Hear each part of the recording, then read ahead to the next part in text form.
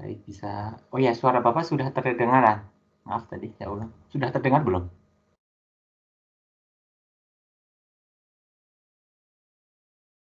Ya, tes. Pak. Ya, bismillahirrahmanirrahim. Assalamualaikum warahmatullahi wabarakatuh. Waalaikumsalam warahmatullahi wabarakatuh. Ya, alhamdulillahirabbil alamin wa bihi nasta'in wa ala amri dunya waddin. Wassalatu wassalamu ala asrofil anbiya'i wal mursalin. Amma ba'du. Alhamdulillah pada hari ini kita bisa tatap daring lagi untuk mata kuliah manajemen risiko dan mutu rumah sakit. Oh ya, sebelum Bapak mulai, mari kita awali ya kegiatan pada hari ini dengan bacaan basmalah dan umul kita bersama. Ya, Lillahi ta'ala al-Fatihah. Ya, bismillahirrahmanirrahim. Alhamdulillahirabbil alamin. Rahmanirrahim. Maliki yaumiddin. Iyyaka na'budu wa iyyaka nasta'in. Ihdinas siratal mustaqim. Siratal ladzina an'amta 'alaihim ghairil maghdubi 'alaihim waladdallin. Amin. Ya, semoga dengan bacaan basmalah dan umul kitab tadi bisa membawa keberkahan buat kita dari awal perkuliahan sampai akhir perkuliahan nanti. Ya, sebelum Bapak mulai juga, kemarin masih ada yang ingat kita bahas apa waktu pertemuan pertama?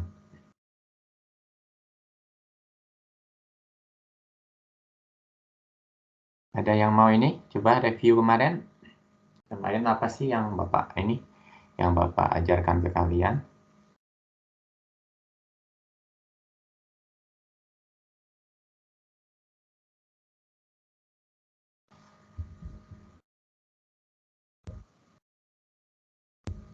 Nah, kalau ini Bapak tunjuk ya. Coba Mbak Najla. Kemarin bahas apa, Mbak Najla Naila? Kita kemarin membahas tentang konsep resiko, manajemen resiko RS. Apa itu konsep resiko, Mbak Najla? Konsep resiko adalah potensi kehilangan sesuatu yang bernilai. Resiko juga dapat didefinisikan sebagai interaksi yang disengaja dengan ketidakpastian. Persepsi resiko adalah penilaian subjektif orang tentang keparahan resiko dan dapat bervariasi orang ke orang. Oke, baik ya. Jadi diingat, jangan sampai kalian tambah mata kuliah lupa semua yang kemarin. Jadi diingat untuk kalian. Ya, untuk pertemuan kali ini Bapak ingin ya menjelaskan terkait analisis jurnal. Ya, buat kalian mahasiswa S1, setidaknya S1 lah. Kalau D3 itu tidak dituntut sih kalau buat jurnal dan sebagainya. Ya, kalau S1 harus bisa ya namanya membuat jurnal, kemudian melakukan analisis jurnal. Ya, karena kalian adalah akademisi ya. Akademisi ditunjukkan dengan hasil penelitian. Ya, penelitian dipublikasi disebut dengan jurnal. Sebenarnya bukan jurnal sih, artikel ya, tapi terkenalnya dengan nama jurnal. Artikel begitu. Nanti juga kalian waktu tugas akhir ya, pembuatan skripsi biasanya hasil dari skripsi itu bisa diringkas lagi dan dipublikasi dalam bentuk jurnal ataupun artikel ilmiah. Ya, baik di jurnal yang bereputasi ataupun jurnal yang terdaftar. Ya, kalau kalian kan memang belum ada persyaratan harus jurnal yang seperti apa. Nah, kalau untuk latihan sih di jurnal apa saja bisa, yang penting kalian sudah tahu tahapan-tahapan membuat jurnal itu bagaimana. Ya, di sini Bapak ingin menjelaskan dulu ya. Biar tahu cara membuat jurnal bagaimana, itu kita bisa dengan cara menganalisis ya. Menganalisis kan kita mengambil contoh jurnal terkait apapun itu ya. Contohnya kalau kalian kan di administrasi rumah sakit ya, contoh cari jurnal yang administrasi rumah sakit. Ya, kalian cari, di searching, Dan nanti lihat, oh buat jurnal itu seperti ini. Nanti dari situ kan bisa ada gambaran ya. Dan hal yang penting juga, ketika pembuatan jurnal, contohnya kita mau diterbitkan di jurnal UMKU, ya. Di UMKU juga sudah mempunyai jurnal, ya. Harus sesuaikan template-nya, prosedurnya, tahapan-tahapannya, itu harus sesuai dengan template-nya UMKU. Kalau mau diterbitkan di jurnalnya UGM, itu contohnya, ataupun di jurnalnya Undip, itu harus sesuai. Kalau mau di Undip harus sesuai dengan template-nya jurnalnya Undip. Dan masing-masing universitas itu biasanya mempunyai banyak ya jurnal terbitan jurnal ataupun rumah-rumah jurnal sesuai dengan bidang ilmu. Contohnya kalau di UMKU saja, itu ada jurnal untuk keperawatan, ada jurnal kebidanan, ada jurnal farmasi, ya. Ada jurnal ekonomi, ada jurnal komputer, itu beda-beda ya. Jadi setiap mata kuliah nanti harapannya Bapak sih untuk administrasi rumah sakit mempunyai jurnal sendiri ya, jurnal administrasi rumah sakit gitu. Hanya seperti itu. Sampai di sini suara Bapak masih jelas ya? Jelas, Pak. Oke. Ya, di sini untuk langsung saja ya terkait analisis jurnal. Ya, analisis jurnal ini merupakan suatu kegiatan yang dilakukan untuk mengetahui kesalahan dan kekeliruan pada sebuah penelitian yang sebenarnya sudah dipublikasikan. Ya, jadi memang ini dengan melihat jurnal yang sudah dipublikasikan baik itu di jurnal bereputasi ataupun tidak, kita akan mengetahui ya, kita akan mengenal apa sih kira-kira komponen di dalamnya, apa kira-kira kelemahan ya, apa kelemahannya, kemudian kelebihannya, dan bisa kalau kita sudah expert, sudah tahu terkait jurnal, kita bisa tahu ya kesalahan dan kekeliruannya seperti apa. Tapi kalau buat kalian kan pasti tidak tahu ya jurnal yang benar yang seperti apa gitu. Jadi paling nanti tidak mencari kesalahannya, tapi paling kira-kira kelebihannya apa, kelemahannya apa, begitu. Dan dalam melakukan analisis jurnal juga ada tahapannya, jadi tidak asal isi menurut kalian itu tidak. Jadi ada beberapa tahapan yang bisa dilakukan saat melakukan analisis jurnal. Supaya biar apa ya? Biar lebih terstruktur, sistematis, kemudian terlihat lebih akademis. Kadang kalau orang akademis itu harus lebih sistematis, rapi, dan teoritis. Ya. Ini dia analisis jurnal perlu dilakukan sebelum seseorang memulai menulis sebuah karya ilmiah. Ya, contohnya kalian nanti mau membuat skripsi. Kalian bisa cari ya judul, saya mau buat skripsi apa ya? Bisa kalian mencari referensi dari beberapa jurnal. Ya, karena jurnal nanti yang bakalan menjadi referensi kalian untuk membuat latar belakang. Ya, biasanya di latar belakang sih ya, di latar belakang, kemudian di metode penelitian, sama di hasil. Nanti bisa mencari referensi dari jurnal. Sedangkan untuk kajian teori, Bapak sarankan sih lebih ke buku ya. Kalau kajian teori kan secara teoritisnya. Jadi nanti kan kalau untuk pembuatan skripsi kan ada bab 1 ya, pendahuluan, bab 2 ada kajian teori, kemudian bab 3 itu ada kerangka, biasanya ya ada kerangka.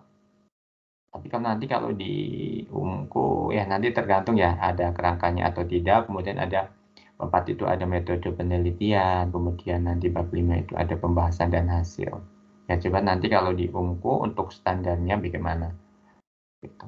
Jadi beda-beda sih sebenarnya, tapi untuk secara umum seperti itu. Nah, kita masuk ya. Ya, di sini untuk substansi penelitian. Ya, dalam melakukan analisis jurnal itu ada beberapa poin penting yang perlu dimasukkan. Pertama itu ada substansi penelitian. Substansi. Substansi itu seperti isinya ya. Isinya di dalam jurnal itu ada apa saja, apa yang perlu dituliskan. Nah, ini ada 9 ya, 9 yang perlu kalian tulis ketika melakukan analisis jurnal. Pertama ada judul riset. Ya, ada nama perisetnya siapa, ditulis. Nah, kemudian ada lokasinya di mana, alamatnya di mana, tujuan. Nah, tujuan, kemudian ada latar belakang, ada subjek penelitiannya, ada metode penelitiannya bagaimana, hasil penelitiannya bagaimana, dan substansi penelitian ini sebenarnya bisa diambil di abstrak. Jadi setiap jurnal itu nanti ada abstraknya sebelum masuk ke pendahuluan dan seterusnya. Karena ada jurnal itu kan ada di bawahnya ada pendahuluan, di atasnya ada abstrak. Abstrak itu kayak singkatan ataupun rangkuman dari jurnal yang mau diterbitkan. Ini bisa diambil di situ. Ya, tapi ada beberapa kan jurnal yang tidak ada nama lokasinya, tidak ada, nggak disebutkannya, nanti bisa dia di bawahnya.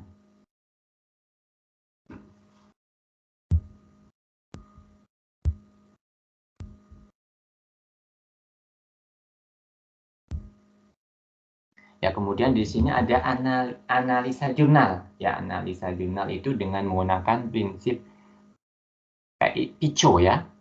PICO. P-nya itu apa ya? Patient and Clinical Problems. Baik di sini pasiennya, populasinya bagaimana, problemnya apa ya.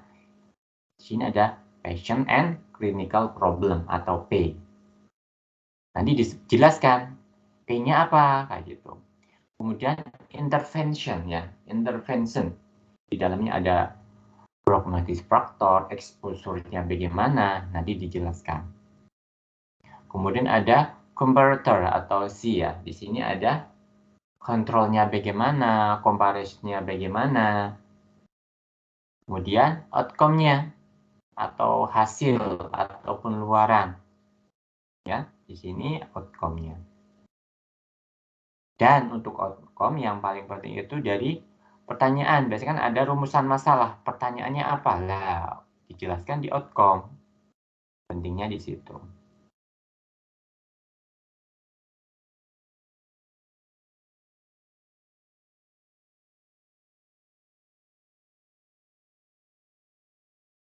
Oh ya, di sini sama Bapak menghimbau ya untuk kalian nanti kalau masih ada perkuliahan dengan Bapak, usahakan. Kalau Bapak bilang jam 8, masuk ya sebelum jam 8, jangan jam 8 baru masuk ya. Jadi nanti pasti mengganggu konsentrasi ketika lagi menjelaskan tiba-tiba ada yang bunyi masuk kayak gitu. Jadi misalkan gitu, tadi sih ada yang masuk jam 7:30 itu Mbak Taufiki atau siapa, Mbak Taufiki tadi. Itu bagus ya. Usahakan buat setengah jam ya, setengah jam sebelum perkuliahan masuk, kalian itu sudah buru-buru join gitu. Jadi Bapak tinggal advance, tinggal admit gitu. Jangan pas sudah masuk jam, kadang ada yang jam 9 baru masuk, kadang ya yang rugi sih kalian ya sebenarnya gitu. Kalau Bapak sih sebenarnya nggak masalah, tapi untuk kalian membiasakan disiplin. Ya, usahakan ya sebelum, kalau Bapak bilang jam 9 ya setengah 9 sudah join. Jangan bilang jam 9 sudah join gitu. Baru join. Terus kalau kuliahan langsung ya, kalau Bapak bilang jam 8 ya setengah 8 sudah pada di kelas. Jangan malah dosennya yang nunggu, ke siapa saja sih, bukan ke Bapak saja ya, ke siapa saja. Jadi usahakan sebelum dosen datang ya, sebelum dosen join di Zoom ataupun di meeting atau di Teams, itu kalian sudah prepare dulu.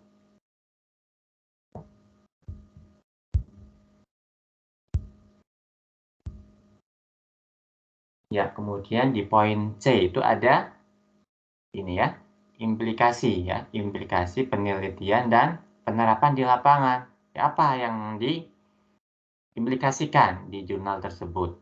Biasanya nanti dijelaskan ada poin-poinnya ya, poin 1, 2, 3 itu sebagai apa? Sebagai apa penelitiannya itu mau buat apa begitu, dijelaskan satu-satu.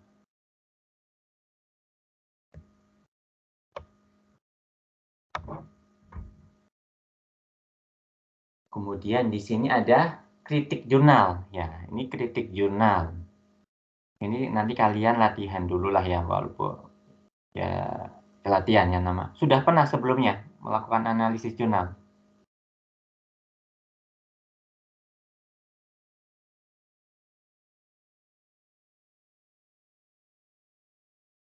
Ada yang sudah pernah melakukan analisis jurnal?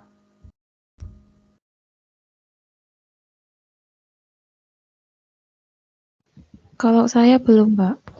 Oh, belum pernah ya. Dari dosen lain belum pernah ada yang nyuruh? Belum pernah, Belum Pak. ya? Oh, belum pernah. Oke. Ya, jadi di sini untuk kritik jurnal itu ada substansinya apa ya? Substansinya apa, kemudian teorinya. Ada metodologinya, interpretasinya apa ya? Etikanya, gaya penulisan. Ya, namanya kritik jurnal yang tadi sudah Bapak sempat jelaskan di depan ya. Kelebihan dan kekurangannya itu apa? Ya, jadi substansi ya. Kelebihan dan kekurangannya apa? Teori, kelebihan dan kekurangannya apa? Metodologi di penelitian di jurnal tersebut, kelebihan dan kekurangannya apa? Ya, interpretasi, etika dan gaya penulisannya. Kelebihan nanti dijelaskan satu-satu ya. Poin-poin ini kelebihan dan kekurangannya apa?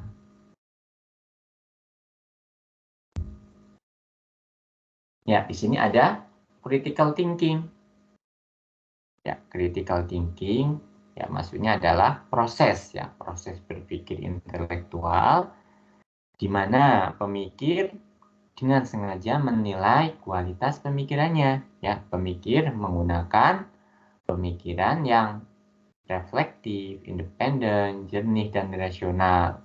Ya, berpikir kritis mencakup keterampilan menafsirkan dan menilai pengamatan, informasi, dan argumentasi.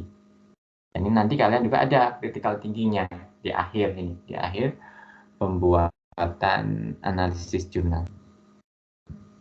Ya, sampai di sini ada pertanyaan?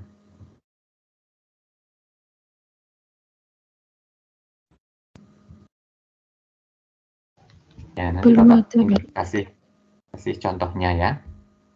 Gimana? Nanti Bapak nih, ada Bapak kasih contoh. Nanti ini, outputnya Bapak kalian nanti cari, tetap dibagi, ini sebenarnya dibagi, Mbak, ini ya, si pennya Mbak Rahel, si pennya siapa ya? Saya, Pak. Velsa ya? Iya, Pak. Oke, jadi di sini untuk contohnya, Bapak kasih contoh. Ini ada contoh, sudah kelihatan belum?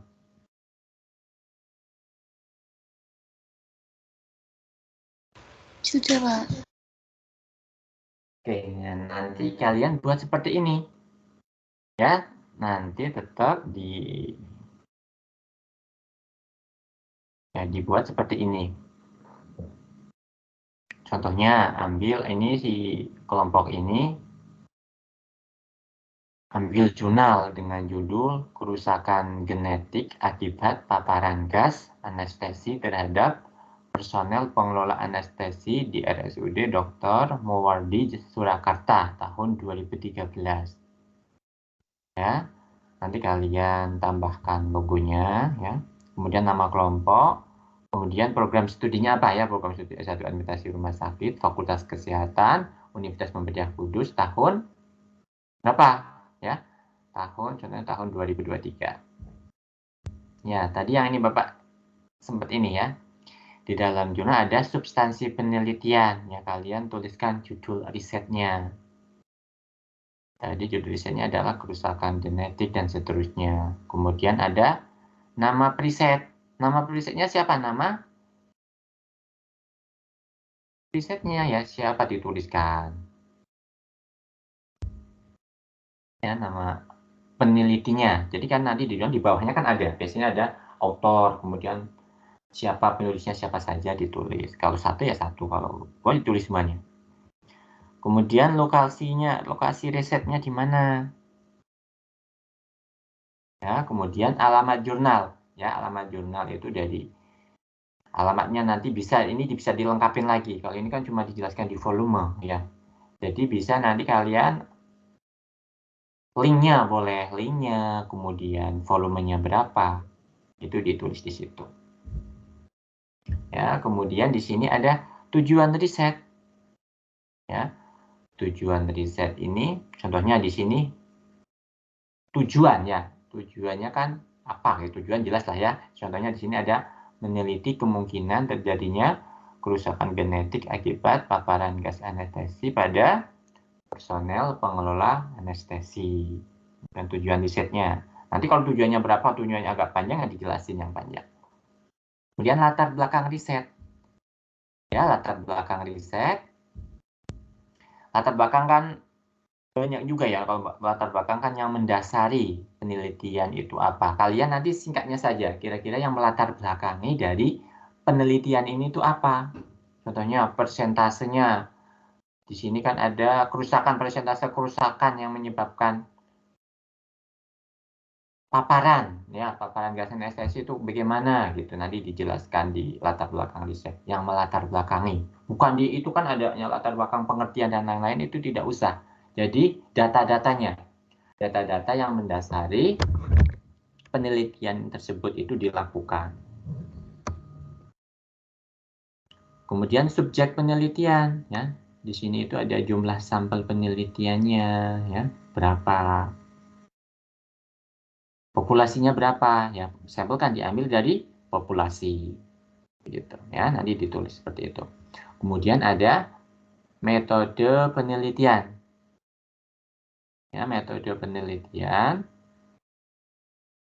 Apa contohnya? Di sini ada penelitian kuasi eksperimental dengan pretest dan post-test design with control group. Nanti biasanya metode itu di abstrak ada ya. Jadi kan ada introduction, method, result, kemudian conclusion, itu nanti di methods gitu ya. Nanti kalian tinggal tulis saja di itunya. Kemudian hasil penelitian, ya, hasil penelitian itu apa? Biasanya itu ada persentase, pengaruh, hubungan, dan lain sebagainya. Hasil penelitiannya nanti kalian bisa tulis. Berpengaruh atau tidak, gitu ya. Kalau pengaruh berapa persen persentasenya? Di sini kan ada univariat, ada bivariat, ya. Univariat kan yang hanya ini satu variabel. Kalau bivariat itu menggabungkan dua variabel. Ada univariat, ada bivariat, ada multivariat. Nanti kalian akan belajar itu ya.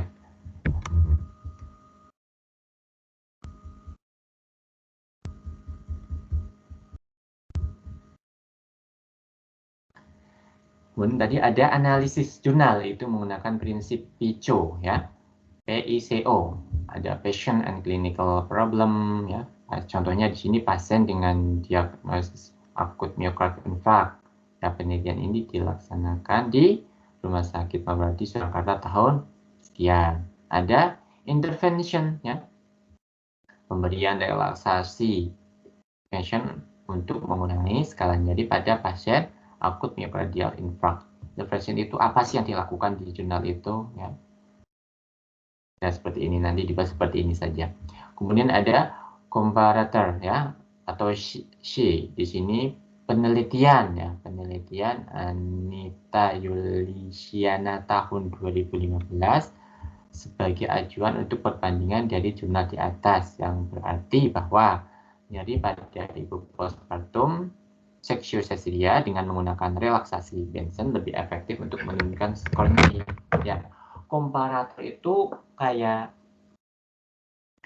membandingkan ya, membandingkan atau sebagai referensi pembuatan jurnal tersebut, bahwa penelitian yang dilakukan itu mempunyai efektif yang sama ya, mempunyai efektif yang sama atau tidak gitu dari jurnal yang menjadi acuan. Membandingkan ya, comparison ya, comparison. Outcome tadi luaran atau hasil yang diperoleh dari jurnal tersebut, dari artikel tersebut. Di sini contohnya penulisannya ya. Kombinasi relaksasi Benson dan terapi analgetik lebih efektif menurunkan nyeri pada pasien AMI dibandingkan dengan yang hanya mendapatkan terapi analgetik. Jadi hasilnya, hasilnya ditulis di situ. Jangan panjang lebar ya, satu kalimat saja. Yang penting udah mewakili dari hasil.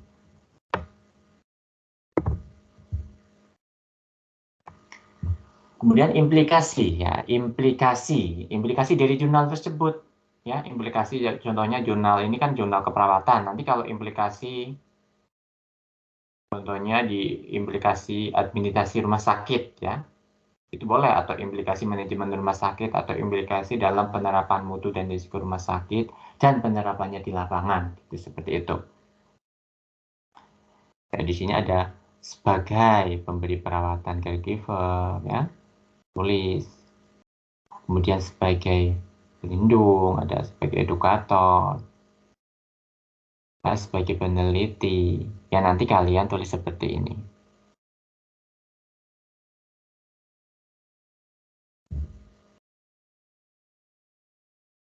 Ya, kritik jurnal, ya.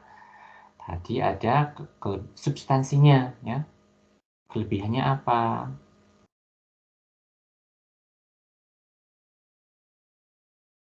Ya, substansi itu mengaitkan, ya, apakah jurnal tersebut itu mengaitkan teori-teori yang relevan tidak, ya, teorinya sesuai tidak yang diambil untuk membuat jurnal tersebut, ya.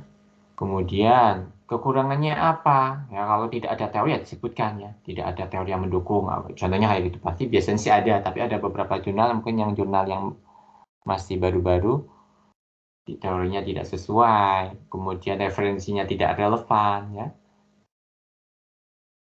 Kemudian teorinya, di sini ada teorinya. Contohnya di sini kelebihannya, ya, setiap pembahasan menyertakan teori-teori pendukung sehingga memudahkan membaca. Kekurangannya tidak ada penjelasan pelaksanaan teknik relaksasi Benson. Nanti kalian jelasin seperti ini. Kemudian metodologi. Kelebihannya apa, ya? Teknik relaksasi Benson sangat berpengaruh terhadap penurunan skala nyeri dan tidak pada pasien akut mikroinfark.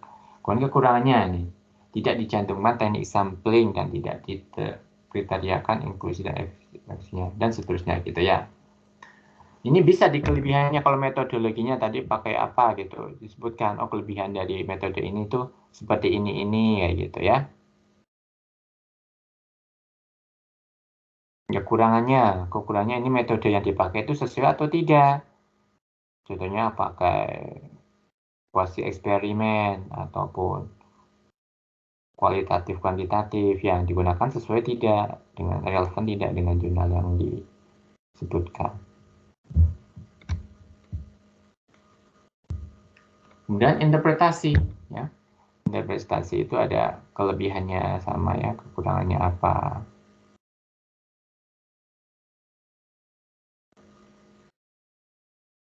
Ya, interpretasi itu dari hasil jurnal yang dibuat. Apakah dibuat tabel, apakah digambar, apakah diagram, apakah jelas atau tidak, kekurangannya bagaimana. Etika, ya, ada menunjukkan etika enggak, ya, makanya di dalam membuat jurnal nanti kan ada namanya ethical clearance, ya. Jadi kalau membuat ini harus adanya, bagusnya pakai ethical clearance gitu. Ya, di sini kelebihannya apa, kekurangannya apa, ya. Itu.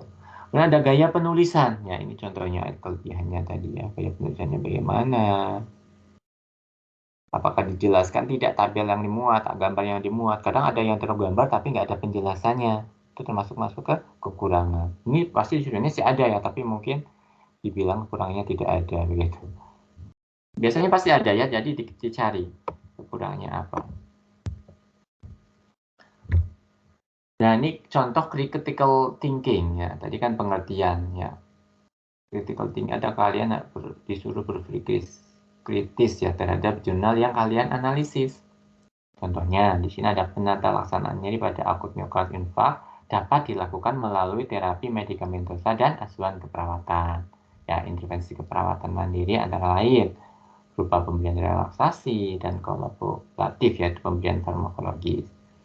Pasien yang mengalami nyeri bisa diaplikasikan di ruang jantung, ya, diaplikasikan di RSUD Ulin Banjarmasin, ya, pemberian teknik relaksasi Benson untuk menurunkan skala nyeri pasien yang mengalami nyeri dada.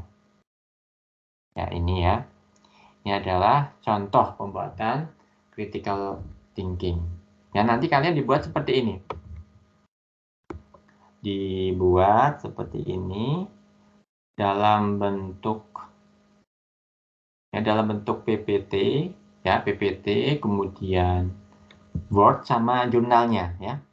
dibuat PPT Word sama jurnal. Pertama kan di jurnal tuh, oke, kalian ambil cari jurnal yang kalau bisa sih di jurnal yang bagus ya, yang kira-kira ini bagus jurnalnya begitu. Kira-kira jurnalnya bagus tidak, gitu ya. Terus untuk kelompoknya sama ya, Mbak Filsa masih kelompok yang kemarin dibagi. Kemarin ada berapa kelompok Mbak Filsa? 4 kelompok. Ya, nanti dibagi 4 kelompok. Pengumpulannya di link yang sama, link drive itu yang kemarin. Kemarin kan pakai link drive ya? Iya, Pak. Ya, dimasukkan di situ. Ya, dimasukkan contoh kelompok 1 ya di folder situ. Jadi Bapak nanti mantunya gampang, nggak pisah-pisah. Kalau pengalaman Bapak kemarin dipisah-pisah, kalau Bapak ngabunginya bisa sendiri ya. Jadi dibuat satu folder, dimasukkan ke folder itu, yang folder kelompok 1 ya udah masuk ke kelompok 1. Kemudian untuk jurnalnya itu sesuai dengan tema yang kemarin Bapak bagi ke kalian ya. Contoh kelompok 1 kemarin bahas apa Mbak Firsa?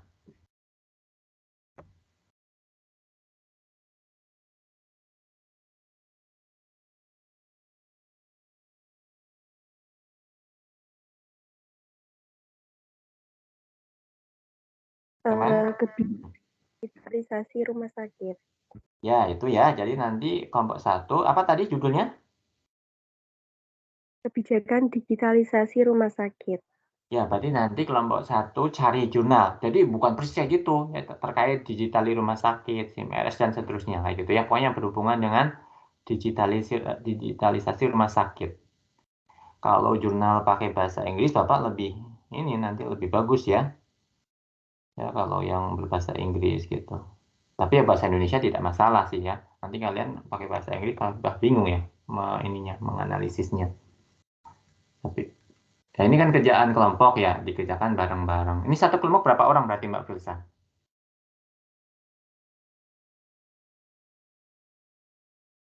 4 orang, Pak. Iya, 4 orang. Jadi nanti Bapak ini pada di kampus atau di rumah? Di rumah, Pak. Oh, di rumah. Ya nanti pokoknya kalian gimana lah ya koordinasi 4 orang itu ya dalam satu kelompok supaya bekerja bareng. Jangan mengandalkan satu orang saja. Ya, kasihan. Pokoknya ada yang membuat PPT, ya, ada yang nyari jurnal, ada yang membuat Word-nya. Ya, jadi nanti pokoknya di setiap judul, contohnya di Word-nya, pokoknya dikasih nama kalian. Kelompok 1 namanya ini, kayak gitu ya. Terus dibuat PPT yang kayak Bapak tadi sebutkan. Jadi nanti kalau Bapak nanti sewaktu-waktu kita ada, nggak tahu nanti ada pertemuan lagi atau tidak, ini jadwalnya Bapak aja. Nah, ini nanti baru ini ya. Nah, suatu-waktu bisa Bapak tunjuk. Jadi kalian sudah siap. Ya, siap semuanya. Jadi harus siap semuanya. Contoh satu kelompok ada 4 orang, yang 4-4-nya nanti yang Bapak tunjuk secara acak gitu. Ya. Ya, sampai di sini paham tidak? Ya, dengan tugas yang Bapak berikan ke kalian.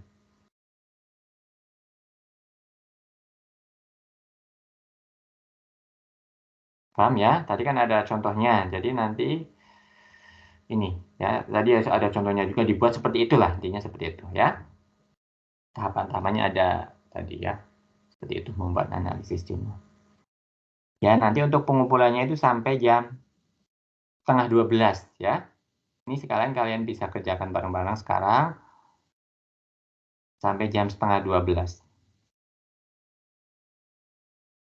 Maaf Pak, izin menyelas sebentar. Ya. Kalau misalkan pengerjaannya jangan maksimal hari ini bagaimana Pak? Oh gitu ya. Kapan kira-kira?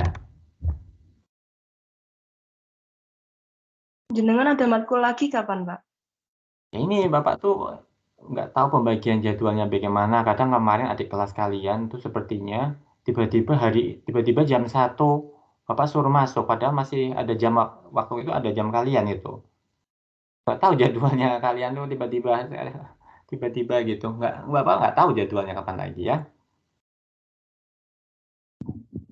Kalau minggu Atau depan ini pengumpulannya. bagaimana? Kalau pengumpulannya minggu depan bagaimana Pak? Oke, berarti ini hari apa? Hari Jumat. Iya. Oke, hari Jumat berarti hari Jumat ya, hari Jumat sebelum jam 8 ya. Pokoknya sebelum jam 8 kan sudah dikumpulkan. Iya, Pak. Iya, Pak. Dibuat sebaik mungkin seperti yang tadi Bapak contohkan. Jadi nanti ini bisa buat bekal kalian. Biasanya dosen-dosen nanti bakalan nyuruh kayak gini. Biasanya sih kayak gitu ya. Dosen-dosen pasti ini bisa jadi bekal kalian. Kalau disuruh dosen ya membuat analisis jurnal ya seperti ini kalau yang benar. Tapi kadang ada beberapa dosen yang ya Bapak nggak tahu ya, tapi ada beberapa dosen yang mungkin tidak mengacu ke pembuatan jurnal yang benar bagaimana gitu. Ya, sampai di sini ada pertanyaan lain sebelum kalian mulai mengerjakan. Untuk PPT-nya nanti dikirimkan ke SPEN atau tidak, Pak? Yang tadi contohnya itu. Tetap ke SIPEN. Yang mana? Yang contoh yang mana? Itu loh Pak contohnya tadi. Oh, yang Bapak PPT ini. Oh gitu. Ya sebenarnya ini nanti Bapak sih kenapa Bapak sekarang nggak ngasih materi ya? Biar kalian tuh nulis. Ya. Tadi ada yang ini nanti Bapak inilah ada rekamannya juga kalian bisa tonton lagi. Ya. Ini kan Bapak rekam. Makanya lain kali kalau ini Bapak ini tulis. Kalau nggak ya kalau tulis sih kalau screenshot ya boleh, tapi tetap ditulis juga.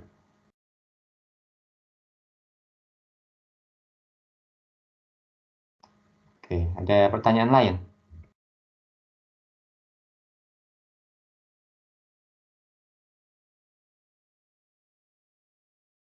Ada lainnya? Enggak ada, Pak.